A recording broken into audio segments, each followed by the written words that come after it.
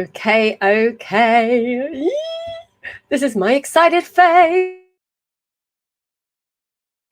Right, because I just want to give it a few minutes to let people jump on if they are going to be joining us live. And this is a very, very exciting live interview on the podcast. So for a start, it's exciting because I actually paused interviews a couple of months ago now because I realized that I've got enough interviews recorded now to last us till the end of the year. But every now and then someone comes along that you just have to bend all the rules for. And that is what's happened tonight. So I am absolutely thrilled to be interviewing the Natalie Weiss. Now, just in case you have no idea who Natalie Weiss is, I can't even believe that would be a thing, but I am aware that she's a massive deal in the singing world. But if you're not in the singing space, then you may not know who she is. So if you don't know who Natalie Weiss is, then your life's just about to get better. I'm just going to say that to you. She has one of the best voices I've ever heard. And I'm not just saying that. Like, honestly, she's definitely up there in one of my top 5 people that I wish I could have their voice. That sentence didn't come out right, but you know what I'm saying.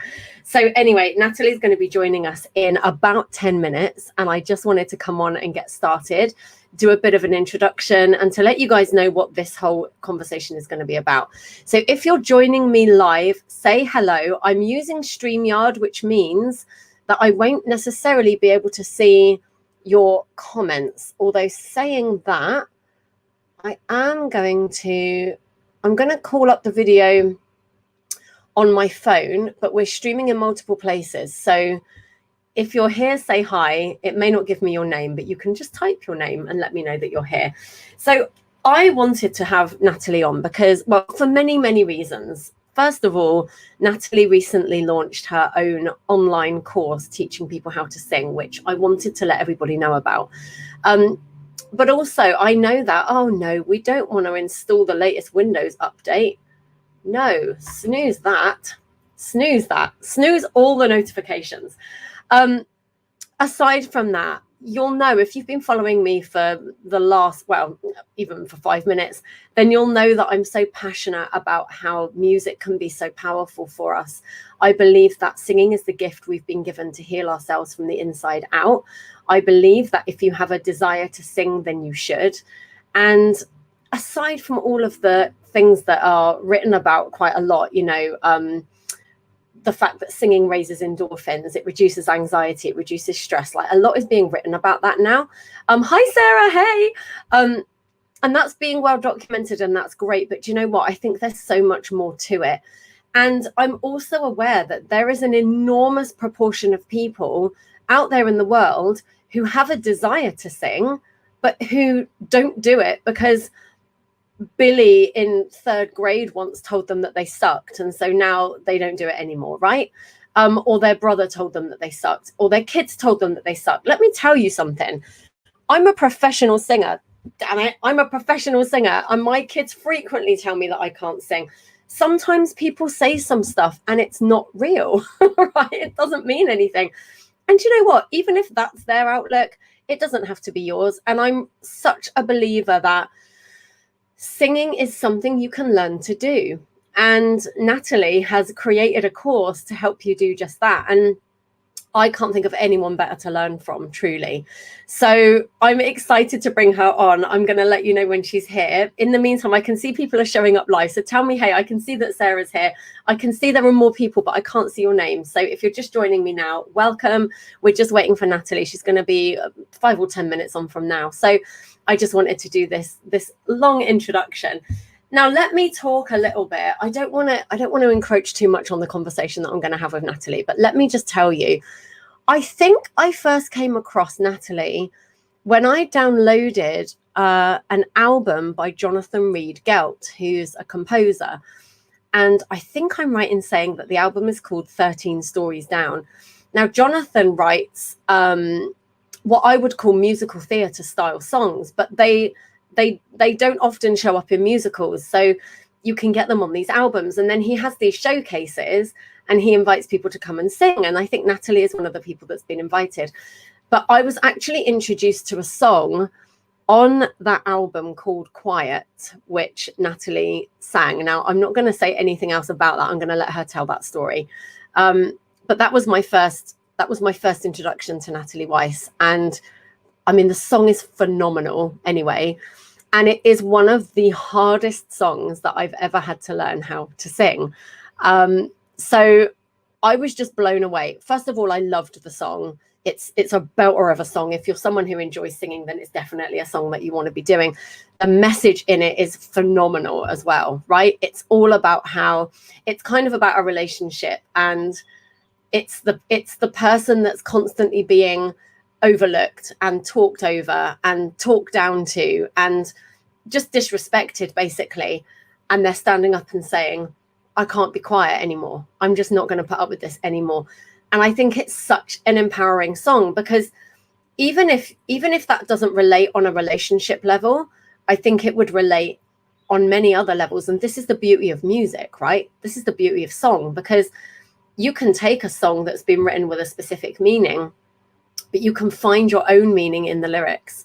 And I think there's an uprising right now there of people that are realizing they're not living their life to their full potential. There's a big uprising of people who are realizing that there's more for them, and that they've had these dreams that they've been stuffing down because someone told them they couldn't do it, or because they just don't feel worthy, or they think 500 other people have done it so that they can't, or they think, oh, I've had kids now, so my dreams have to go on the back burner. Like, whatever the story is they're telling themselves, something is starting to twig, and they're going, no, I can't be quiet. I can't be quiet about this. And to me, it's just one of many songs that you could listen to and actually feel super, super empowered.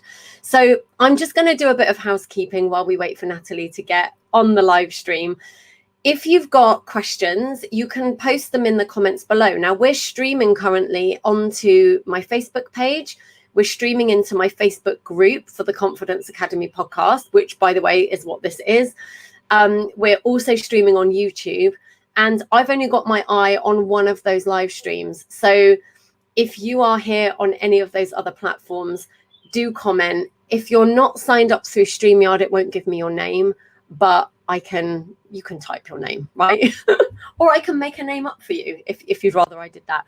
And this is going to be an interview with Natalie, obviously. I can see her. Natalie Weiss. Right, wait, we're going to do a big introduction. Natalie, I'm just chatting to myself here. I'm going to do a big introduction, and I'm going to bring her on. And I hope you're all going to applaud, because even if we can't hear you, we're going to feel that shit. If you don't do it, we'll know.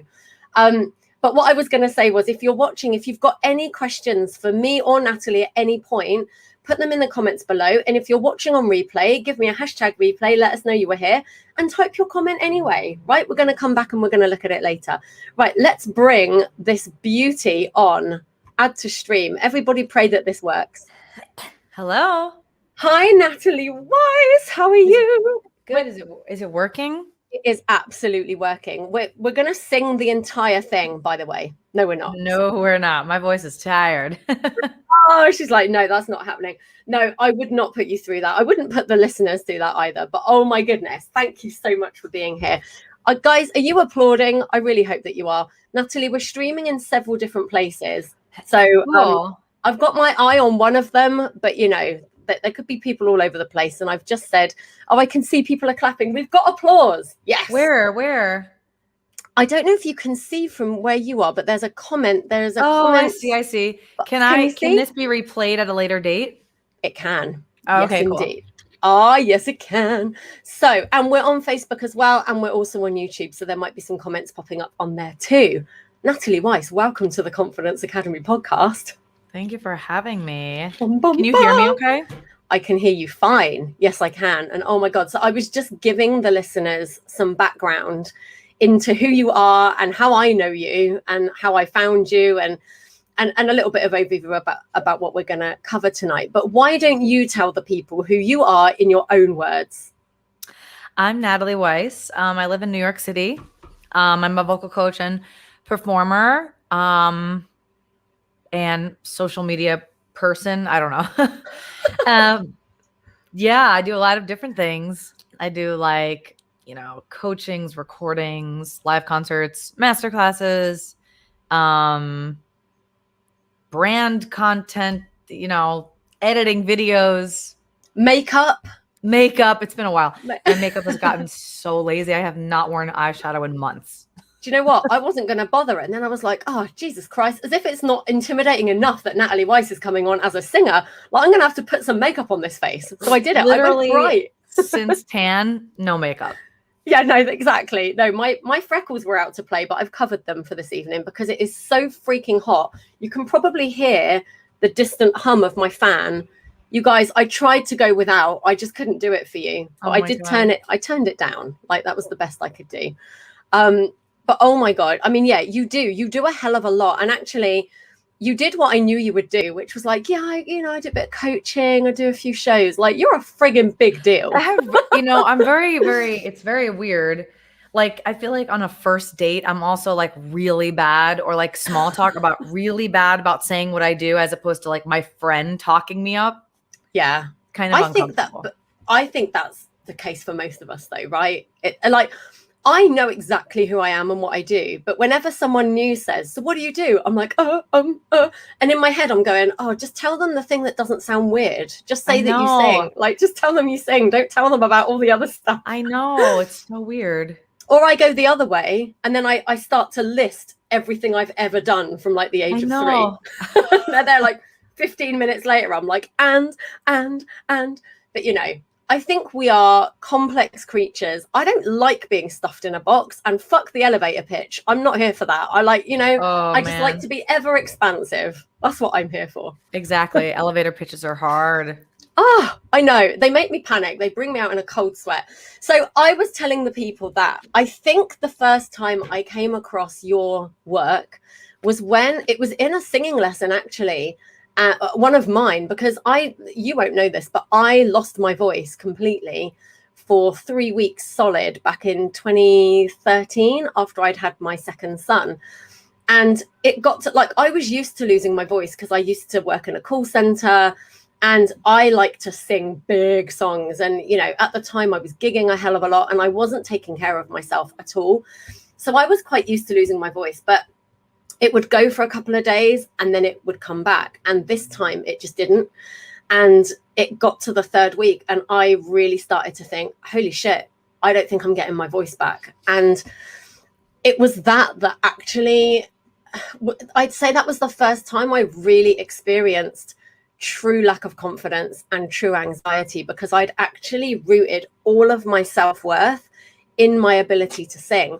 So suddenly not being able to do that was horrendous. And so luckily, I know lots and lots of amazing vocal coaches.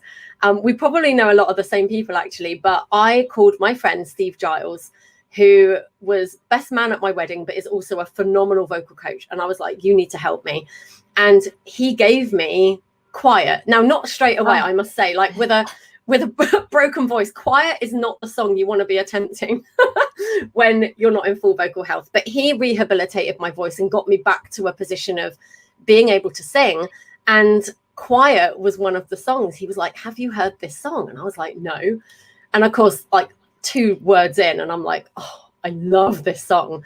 And then as it went on, I was like, oh my God, I hate this song, but I love this song. Like, what is this? And it was the first time I'd heard you. And then a little while later, because I started to follow you online, and then you did a competition, I think, to sing with you at a gig. And you invited everyone that entered to come and meet you. So I don't know if you remember this, but I came and I met you. Yes, I do remember this. It was the 2000, sorry, I just had like food. So I'm like, 2014 London show. Yeah, that would be it. Jesus, 2014. 7 years ago. It's 2014 now. Do we want to take something from that? That's crazy. Crazy synchronicity. I remember. Wait, really? Oh, it's 2014. That's weird. Very weird. Somebody look up the angel number for 2014. What does it all mean, people? Wow. I remember sitting in that meeting with you and you were like, what do people want to know? Because it was like a Q&A, right? And actually, when I got there were loads of people there younger than me. They were all students of musical theatre. And I think they were all really shy. And no one was asking you any questions. And I was like, well, I have a bunch of questions. Like, let me start. And I was like, how the hell do you sing quiet? And I just remember we had an amazing conversation then about that. And that was when you shared that actually you get super nervous sometimes. And I don't know if this is still the case, but back then you were like, I get super nervous before shows, and you have certain songs that you'll sing through to see where you're at vocally that night, whether you need to be worried about doing the show or not, and all of this. And I was like, holy crap, you just would never think someone like Natalie Weiss would ever be nervous about anything, right? And I'm nervous right now. Are you not? Don't be nervous. Come on. I'll make this a beautiful experience for you. But it's true though, isn't it? Right? We think that, people that lack confidence or people that get nervous tell themselves a story that, oh, I wish I could be like Beyonce, or I wish I could be like Natalie Weiss, or I wish I could be like Lily, or whoever you see seemingly confident, and you tell yourself a story that, oh, they must be a kind of person that doesn't get nervous, and I'm a kind of person that gets nervous, and so that's why they can sing and I can't sing. And it's bullshit, right? Mm-hmm. Absolute bullshit. And I was just telling the people before we came live, or before you came on live, that you created this amazing course, this amazing online course. So tell the people about the course that you created. Yes, but first I have something in my tooth and I need to get it out. And this is so weird. We won't look. Okay. Nobody look at Natalie. Okay. Do you know, I had to do the same thing right before we came live. Take your stuff out of your teeth. Okay. You're all good. You look good. So for the past year, I've been working on this course. That's basically like my method to pop technique. And even more simplified than anything I've done on the internet. So like adding in extra pop tools before you even can riff, and just simplifying it, making it attainable and like in a very cumulative way with quizzes, with PDF handouts, with everything. So you can like buy once and then enjoy. So I was going through this launch and it was like my entire life was the course. So I'm actually in this post-launch phase of like, I finally took a vacation and now I'm on a staycation, and I'm easing, like I have students today, but I'm easing into work, and it's been a little bit of a hard transition because I never give myself time off. So I don't know. That's the scoop. But the launch was amazing, and like it's so great to see people like doing it. And yeah.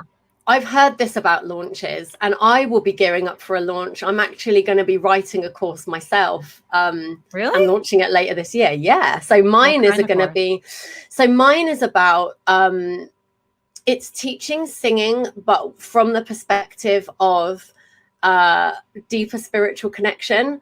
So I believe that there are messages in music, and I believe that music is a powerful way to shift energy. And I believe that more people should be doing it. And I was saying just before you came on, actually, that I think singing is the gift we've been given to heal ourselves from the inside out. I think that you can sing things that you couldn't say. I think you can evoke emotion through song that you might not evoke otherwise, right? And and I'm someone that was brought up in a really joyful, like we're a joyful shenanigan-based family, right? We don't do sad in my family. We don't do depressed. We don't do grief.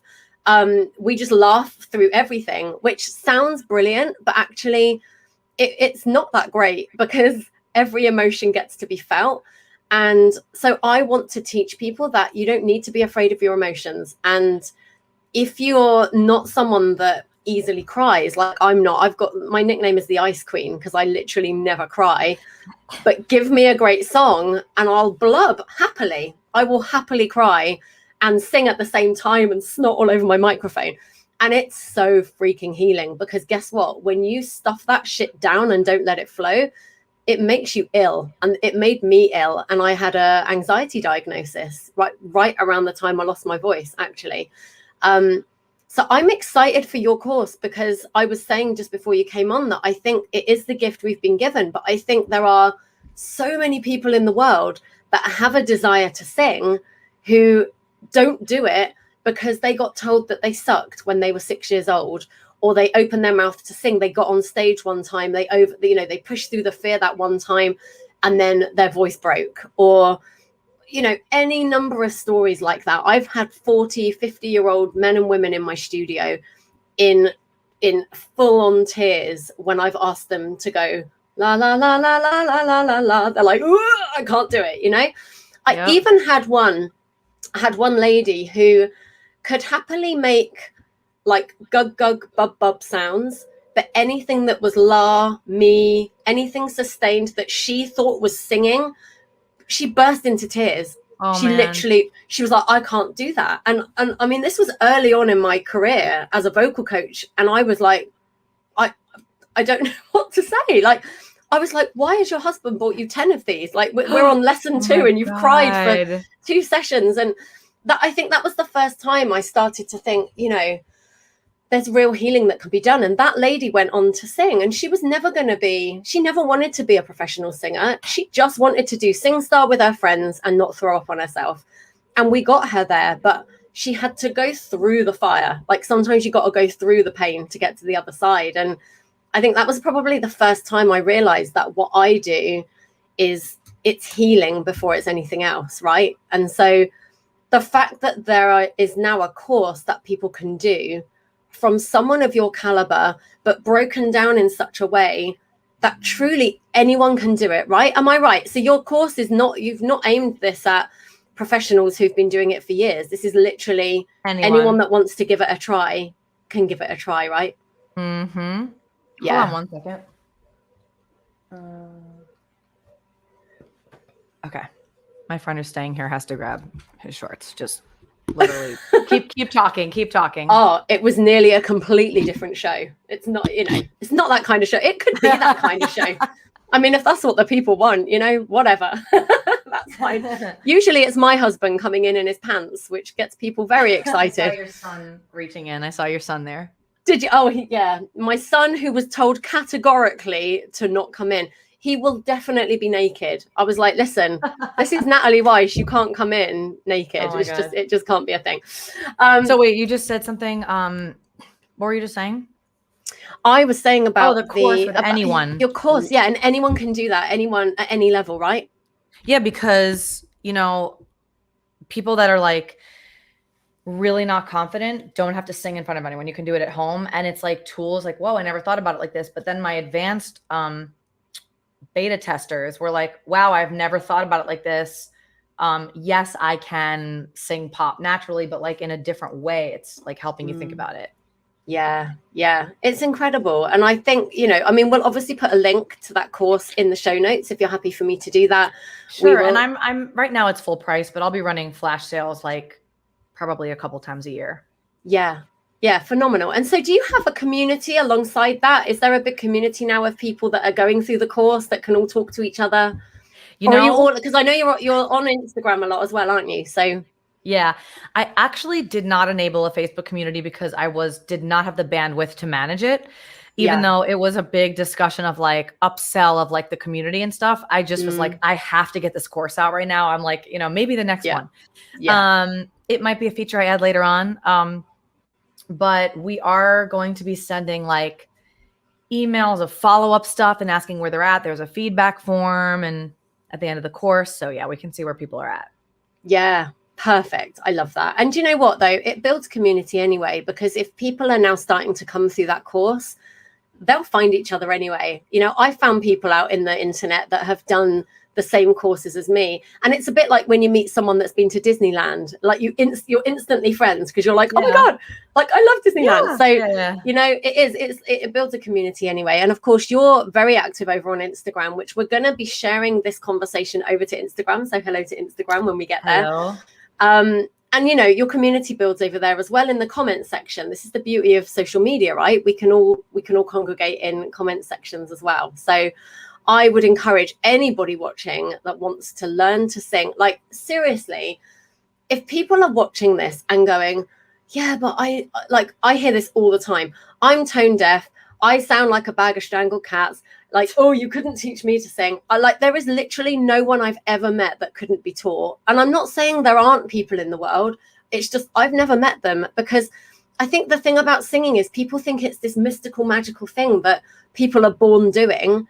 And it's not true. Like, I was born loving singing. And like, there are some very questionable videos of me, like age 17, with all the confidence of Whitney.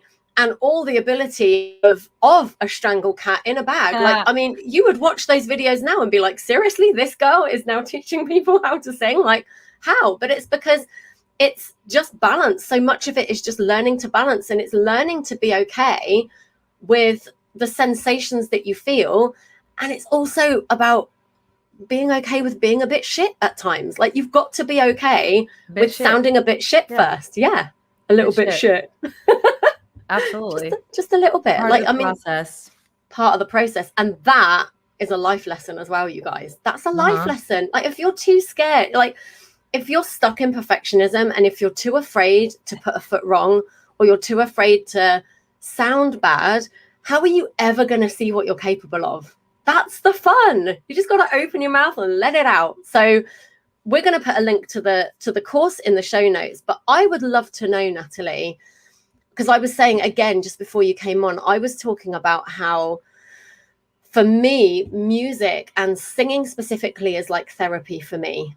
And, you know, when I lost my voice and I was in a deep depression, I was really struggling with anxiety in a big way, but I continued to teach because, I mean, I had to put food on the table, but also, like you said earlier, you're not too good at taking a break. I'm not either, because I truly love it. I just never want to not do it. And I realized through that process of teaching others that there were so many things I was teaching in singing that were healing for me on other levels as well. I would love to know what music is for you and singing for you, and even how you even came to get into it, because you've been at this for years. So I'd just love to hear your backstory and how you came to do it in the first place. Well, I guess my parents saw some musical ability when I was like 2. I would like name that tune or something like Billy Joel and stuff like that. So they put me in classical piano lessons at age 4. So that's kind of where I started. But they would force, like, I had ability, but they would be like, make sure you practice 30 minutes a day. But it was classical. And I was like, and I'm so glad they did, because like my musicality as a singer is so different. But I definitely had to learn, like, all the pop stuff when I was like 8 and 9 is when I really was like, just, like making weird, like imitating sounds. So what I was like imitating Mariah and Whitney and like SWV Week. That was like my song when I was 8. And it was like not good. I was like, yes, you know, me too. Yeah. I was like on my made up stages and at home putting on shows. And then I like did the show at camp and stuff like that. But I didn't really I didn't have vibrato or like riffs until like 11. Cause I remember like, I remember like doing piano as my talent. And then at 11, I was like, I guess I'll sing. And I just stood there and like rocked back and forth and sang The Greatest Love of All. And I had vibrato and could riff, but it was like not finessed for like a really long time. Yeah. And then I went to a performing arts high school to like continue studying acting, singing, and dancing, and like light singing lessons. College, learned how to sing for real. I'm so hoarse today. I don't know what I did. Like, I think honestly, I haven't even been doing anything. I think it's like misuse of like not really using it and being like, whoo, just all the time. Now that I'm like, ooh, what's that like? Basically, you know, the whole pop thing, like making up my own like pop, not my own pop method, but like way to teach it is like has developed over time. Yeah. But you know that I had a knack for it, but so much of the industry is changing into pop, so you kind of had to adapt. And then the teaching thing, I always kind of wanted to on the side. Like I applied for music ed, but I was like, you know what? Theater people are my people. So where teaching used to be my like side job, it now has become, you know, partially because, you know, when I just started feeling more fulfillment from it. Yeah. And I just liked making my own schedule, you know? Yeah. Oh, I feel you on that. 100%. And just feeling like you're making a difference as opposed to like, I would now like a job. You know what I mean? It just felt a little more in control. And like seeing the change in other people was just like, never gets old. No, I was going to say, I watch your Instagram clips. So if you don't follow Natalie Weiss on Instagram, do it. Because I mean, the clips you share are brilliant. So you'll get clips of Natalie teaching.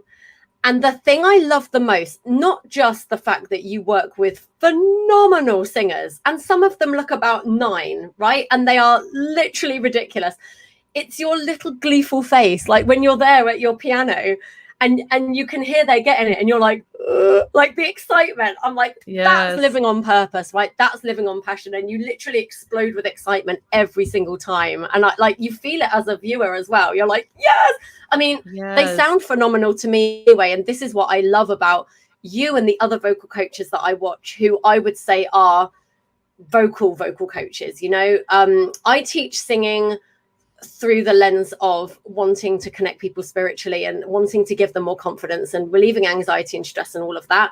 But when you watch a vocal coach who is truly excited about vocal balance and nuance and all of that, like, you're all the same. And so I hear the singers and I'm like, well, it all sounds amazing, but you make these tiny little adjustments and you can hear that it's better. You don't know why it's better, but it's just so much better. And the joy on their face as well, because it's actually more about how it feels. Because obviously I've been on the receiving end of that as a vocal student as well.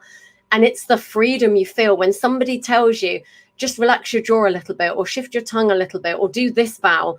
It's like, it feels like someone's singing for you, right? And that's what I love. And, you know, somebody's just said, just followed you on Insta. I'm just keeping up with these comments. Sorry, guys, I can't see all of your names because I'm only following on one of the threads. But so we've got people saying, great to see you both having a chat.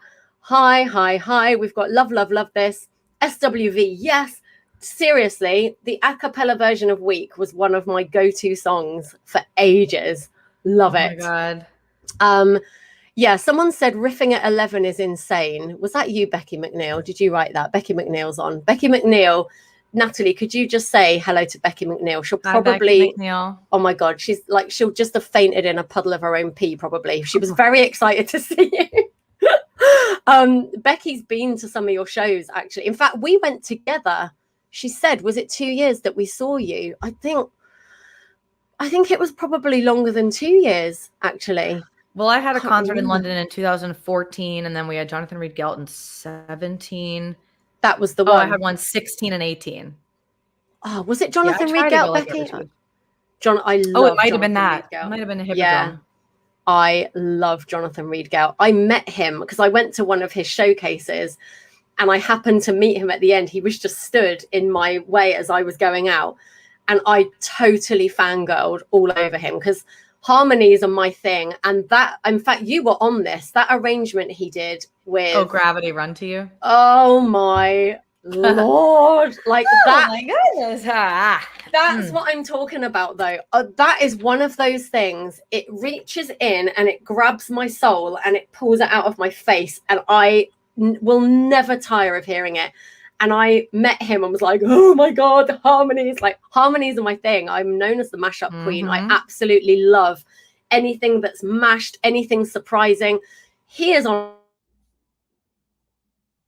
another level. Tools, and I just bow down when I hear that. It's like, Jesus Christ.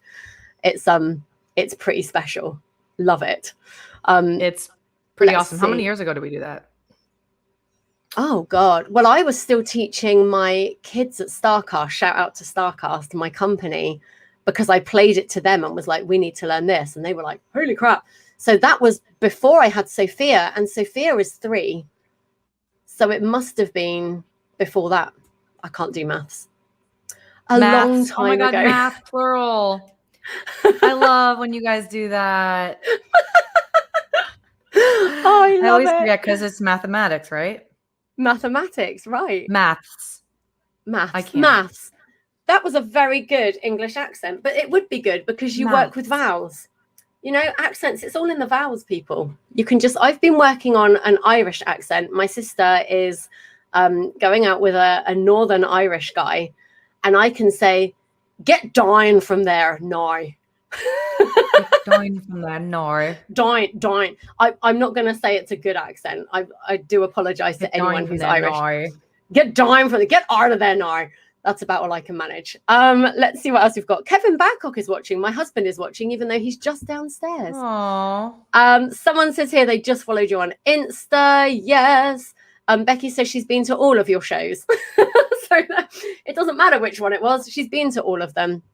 And Abby, is that you on as well? I'm trying to guess who's on from the comments, but I think this might be Abby saying, Becky and I saw her 2 or 3 years ago. Natalie, you're going to laugh at this, right? So me and Becky were in the car traveling to London to your concert, however many years ago it was. And I would say I am on my own time zone. Like everyone watching, if you know me, give me a love heart shower if that's true. I'm on Lily time a lot of the time, right? So like timing means very little to me. It's actually a miracle that I showed up for this on time. It shows you how excited I was to see you. But anyway, we were driving to London and I'd left no time for queues. And of course, going to London, M25, got absolutely stuck. And the sat nav was saying, oh, you're gonna arrive at, what was it, Becky? Something like 10:30 p.m., like the end of the concert. And Becky was losing her shit going, we're gonna miss it. And I was like, we're not gonna miss it. Like, I believe in you know, angelic divine intervention. We're just gonna pray. Like, let's just pray that we get there. So anyway, the angels kind of showed up for us, but it meant that we got there with no time to spare. And we ran in heels into your gig. I think we missed your first song, but then we made it. Oh so if you were, wait, why were you so late? Because the traffic on the M25 and because I'm useless at leaving on time. And, you know, I feel like I'm going to blame Becky a little bit as well. It's probably not her fault, but, you know, let's just blame her a bit as well. Yeah, we were going to miss the whole show. It was devastating. But that was the amazing show where you sang Defying Gravity. And as you flung your arms wide, your ring went flying. Do you remember this? That was 2016. That was the contest with all the people singing. That's right. Yep. That's the one. Because I knew Jenny Monday. Shout out to Jenny. Jenny was one of your singers. Oh, I love that show. It was phenomenal. I would love to know, just for the people watching, right? Because this is the Confidence Academy, right? And we talk about thriving in spite of anxiety, which means that sometimes you have to be aware of how you're feeling and then you have to choose to show up anyway, right? Have there ever been any times in your life, as a performer or otherwise, where anxiety or stress has had you in a grip, where you have really questioned whether you could stand up, whether you could push through? And if so, what did you do to push through? I think that would be really helpful for the people listening. Oh my God. I mean, you're talking to the right person. Let's go. I've struggled with I've been putting off filming a video of me talking about anxiety for like 2 years. I've been encouraged to you should talk about it because people would relate. But I don't know, people that are really close to me know, but I've struggled with anxiety for my entire adult life since after graduation, probably like in the middle of college. So 15 years, I don't know.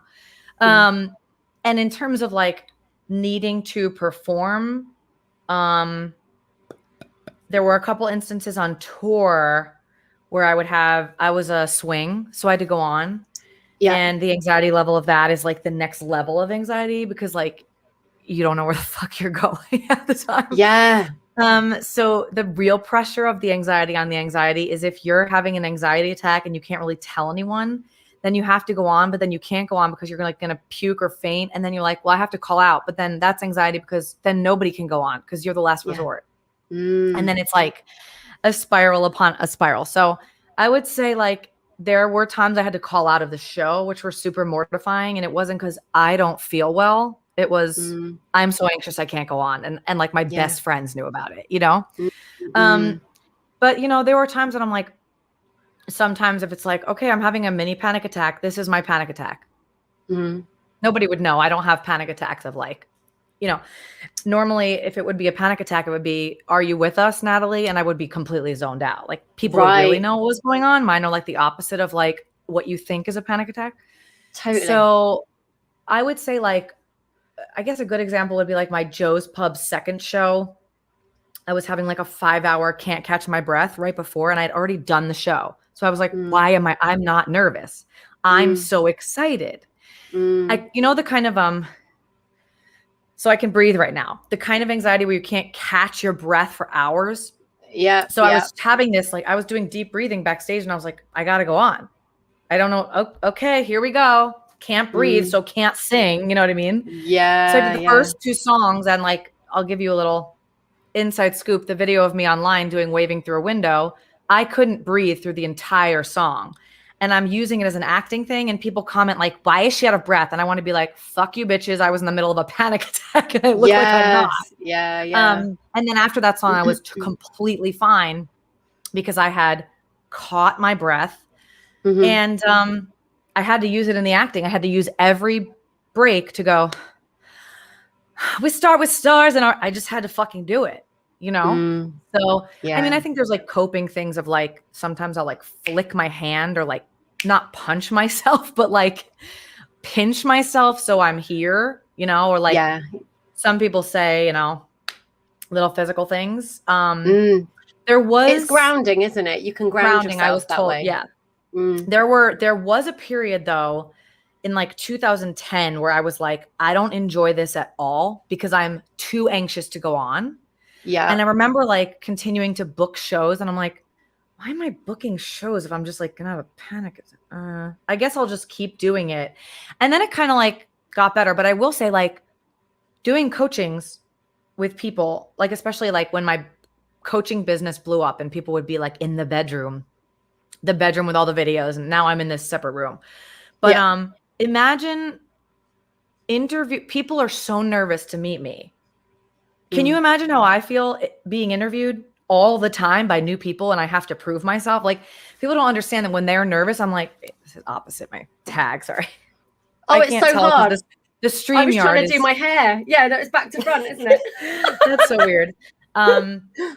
So basically people would be like, oh my God, I'm so nervous. It's so nice to meet you. And I'm like, I'm so nervous right now. So I feel like I'm on an interview. I feel like I'm interviewing all the time. Yeah. You know, obviously once it's past the first stage, but I got really close with I'm sure because you follow Instagram, Jules Brave, my buddy who's like my sister. Oh, we super bonded. Oh, amazing. We super bonded, and she's been encouraging me to post about anxiety because she was like, "Wait, you get anxiety?" And I was like, "You're talking to the right person." She couldn't even sing without shaking. You know, I got her part of my you know, you were saying I'm a vocal coach and you're like a spiritual coach, but I'm a very like sort of mind over matter coach too, of like I try to preach what I like, what's the worst that could happen when I'm having like massive anxiety and everyone's like, chill, overthinker. I'm like, what's the worst that could happen? You forget the lyrics. And I try to do that too, but like it's easier said than done. Totally. Yeah. Oh my God. I mean, this could go for hours because I have so much to pick up on. First of all, thank you for sharing that because I mean, your friend is right. This is what you need to be sharing because I mean, the people watching, right? Just give me a comment, whether you're on the replay or whether you're watching this live now, give me a comment if that has just blown your mind. And that's going to prove exactly what I was saying before, that we're all people, right? We're all, I believe, spiritual souls having a human experience. We all have the capacity to be anxious. We all have the capacity to feel fear. We all have the capacity to be brilliant as well, though. There is no such thing as people that are touched with a golden brush that get to win at life because they get to be a singer or because they get to be famous or whatever. We are all equipped with these emotions and we all bleed when we're cut, right? It's the same thing. And yet there is this incorrect perception that people in the public eye, or not even in the public eye, anybody in an elevated position, people just think, oh shit, like they're fine. And I totally relate to what you were saying. I'm not a famous singer and I'm not famous in any way. I mean, maybe I'm a little bit famous in Salisbury, right? A few people in Salisbury know who I am, but that's it. But, you know, I run a choir. At the height of that choir, we had 50 members. And like you, I would be stood at the doors of Tesco's because that's where we did our thing, our rehearsal. Tesco. And I would be stood at the door of Tesco's having just cried all the way there, going, I need to get in that room. I need to get in that room. It's twofold for me, though. It was, for me, with the choir, it was never, I have to push through and do something I hate. It was, I have to put myself in that room because I know it's going to make me feel better. And I get people now that are in that choir because that choir is for people that are anxious. It's specifically for people that have anxiety and stress and fear of performing. And I will always get messages every week from people going, oh, I just can't come this week. I'm not well. First of all, that's always fine, because being unwell mentally is the same, in my opinion, as breaking your leg or being unwell physically. If you need to take the night off, take the night off. But I always say to them, the door is open should you change your mind, because I know it will heal them when they come in. And within 2 seconds of hearing that choir sing, it just is like, it's like medicine to my soul. Truly, it sounds cheesy, but it really is. I'd love to know. Yeah, someone's put Evo Magic. It is Evo Magic. I was going to say, like, this is like a recent discovery. Well, not really. When you're in a non-anxious mind, I'm so excited to do this. When you're in an anxious headspace, you can't see getting out of it at all. So like, for an example, this is so dumb, but I love gambling so much. There's never a time that you can tell me there's a casino and I'm not going to go. Right. And I was like having anxiety the other day, and I was like having these thoughts that I've never had before. Like, what if I'm there and I feel stranded? I have never in my life said, take me away from a casino. It was just like, so then the next day I felt great. And I was like, wow, I've been here 10 hours at this poker table and it has flown by. And I was glad I pushed myself to go, but you can't see out of it. So, meant like realistically, logically, you like it. Yeah. So yeah. That is so true. And actually that's a really important point, because I think there are levels of anxiety and I think there are levels of fear, right? And so to me, fear of singing, for most people, it's just the fear of being seen, being heard, fucking it up, like getting the wrong words, making a bum note, whatever. But actually, through my work with people one-on-one, I did this with a few people now, where we've dug below that. Because the thing is, in a moment of fear, like you say, you can't see out of it. So when you're experiencing fear, you tend not to look anywhere beyond that. You just stop at fear. You go, I'm scared, the end, right? So in my work, I will quite often push people beyond that moment. I'm like, right, let's run it through in our head. Worst case scenario, you walk out on stage. Worst case scenario, your pants fall down, the ceiling falls in, the mic electrocutes you, everyone starts throwing tomatoes, right? You literally shit your pants, like whatever. It's the worst case scenario. But then what? And I keep pushing. Then what? Then what? Then what?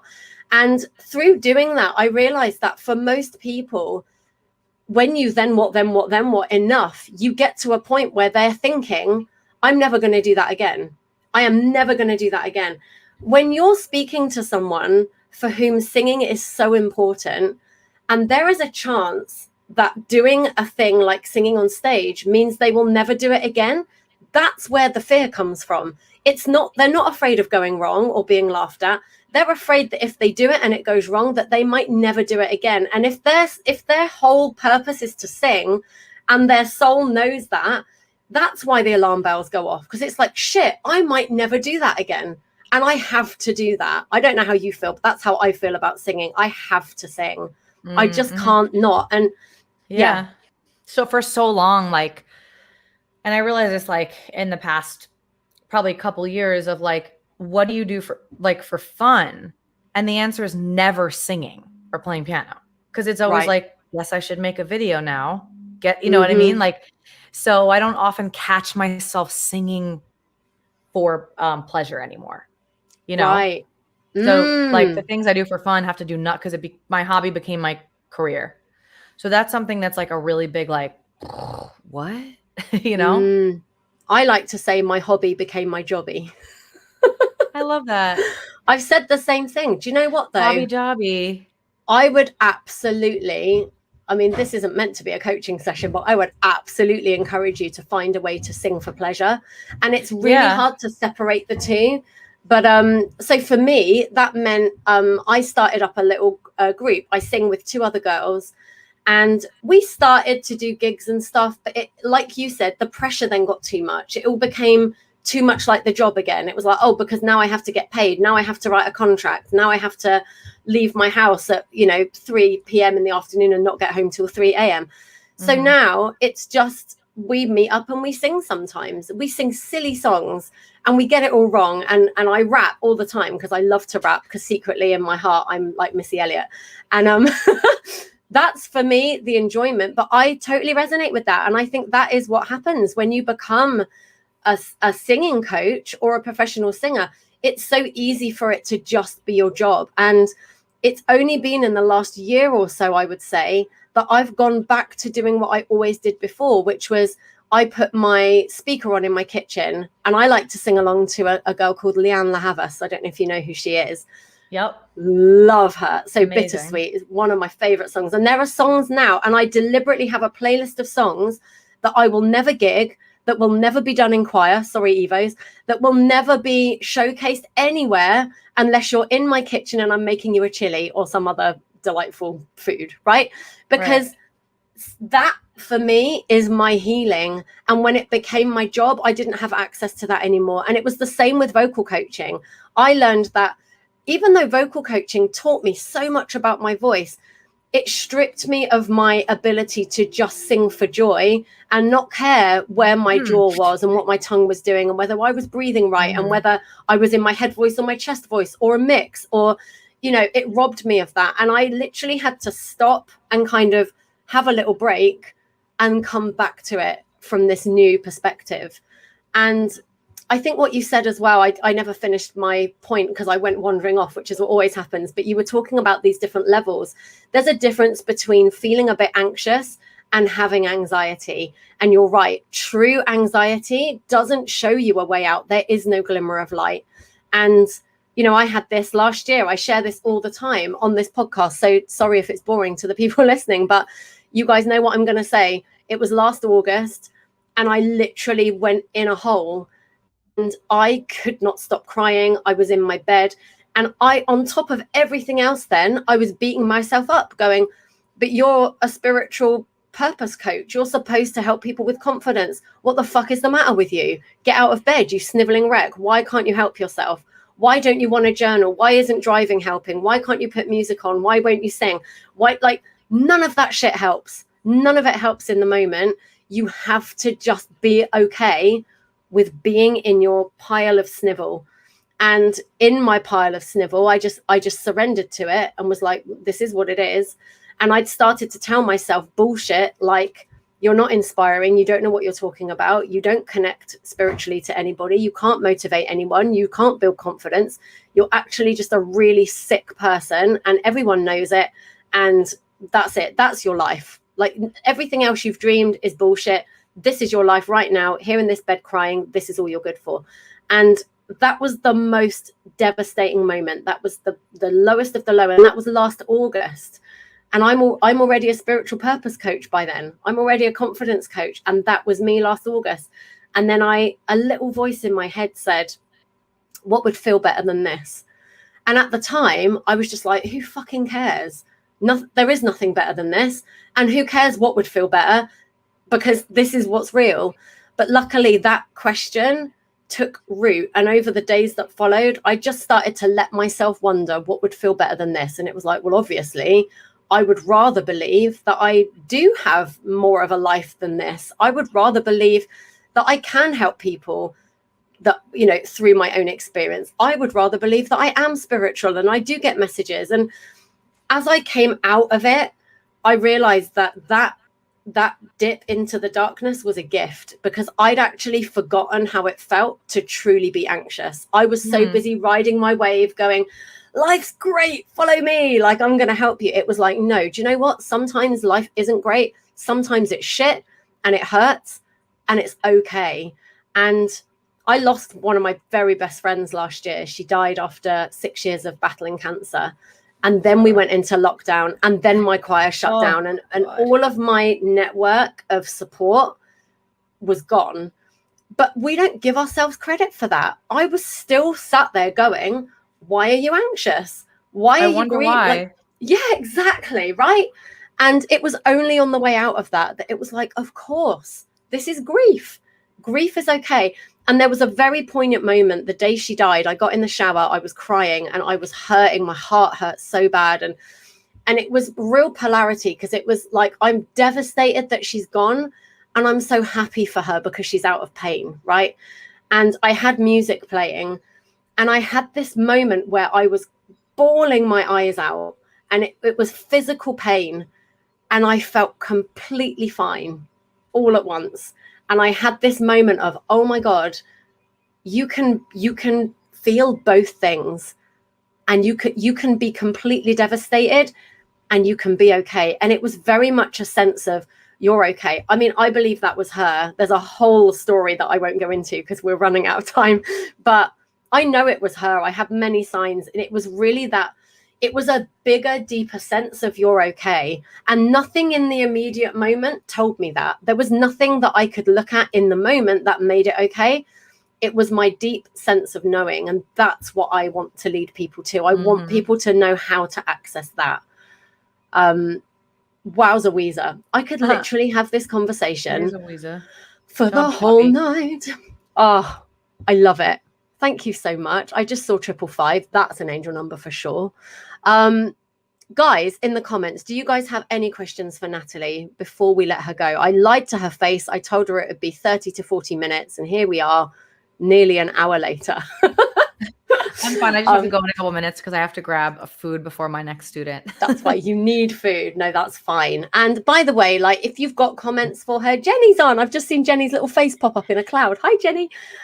If you've got questions for Natalie, go ahead and put them in the comments anyway, because, you know, I can pass these back to Natalie. If any questions come in after the fact, I can let Natalie know, and, you know, Natalie can let me know what her answer would be, and I can come back and feed back to you guys. Natalie, this has just been the most amazing conversation. I'm beyond honored, blessed, excited to have had you on. I would love you to have the final word. What do you want people to know that are listening, whether it's about singing, anxiety, all of those things? Final words from you. Final words that I really believe that I said in one of my videos 3 years ago at one of my concerts is that it's okay to change your mind at any point in life. That is gold. There's nothing more to say. No absolute shame. Gold. No. Do you know, and that's what keeps people stuck in fear. It's like, oh my God, what if I don't want to do that anymore? Then you course correct, don't you? You change your mind. Absolutely brilliant. We've got lots of comments coming in saying thank you. This has been awesome. I saw Kat was here earlier. There's loads of comments that I missed. I'm so sorry, you guys. I'm forgetting what even computer I'm on here. But thank you so much for joining us live. To you guys listening on the podcast as well, thank you for listening. And remember, confidence is yours as soon as you choose it. Natalie Weiss, you're freaking awesome. We love you so much. Thanks for having me. Thank you for being here. Guys, go check Natalie out on Instagram. Check out her course as well. Jenny Goody has just said, don't forget the distance you have come, which is one of the songs that Natalie sings. For those people, for those Nat fans, #NatFan. If you're a #NatFan, let us know. Thank you.